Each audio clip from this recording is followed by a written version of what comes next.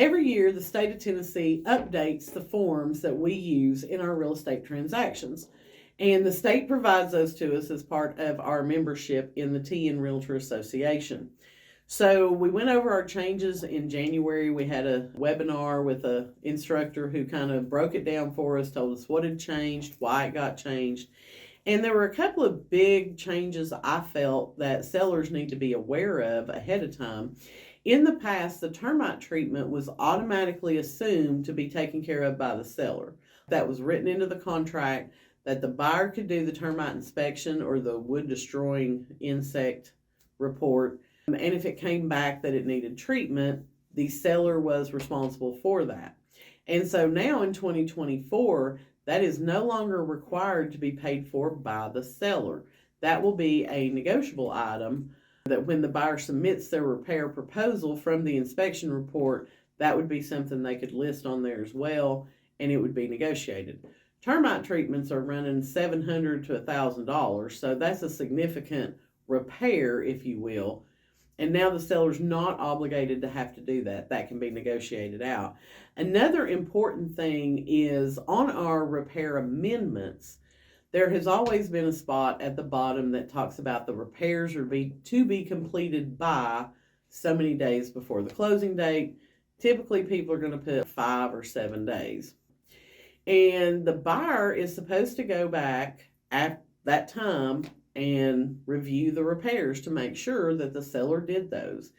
Normally what happens is they go for their final inspection, which happens the day of or the day before closing, and that's when they actually review the repairs.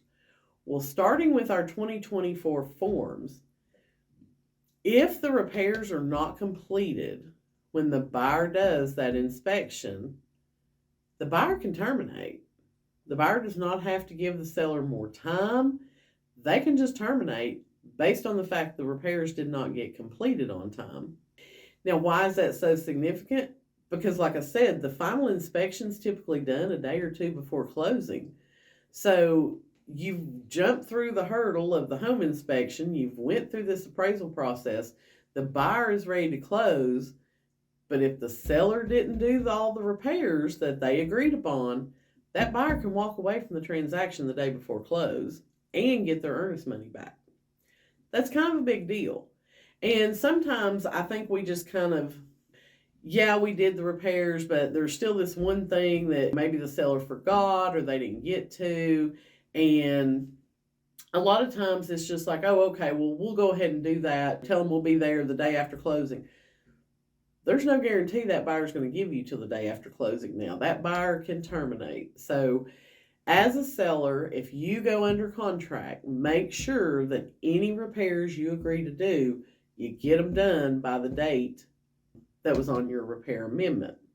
Now, it doesn't say that the buyer has to agree with the repairs, that it has to be done to the buyer's satisfaction, if that makes sense. You just have to do the repairs. So the buyer can't come in and say, well, yeah, they did that, but I don't like the way that doesn't matter if they like the way you did it or not, as long as you're doing those repairs. So make sure when you're selling your house and you go under contract that you're keeping up your end of the obligation by getting those repairs done on time.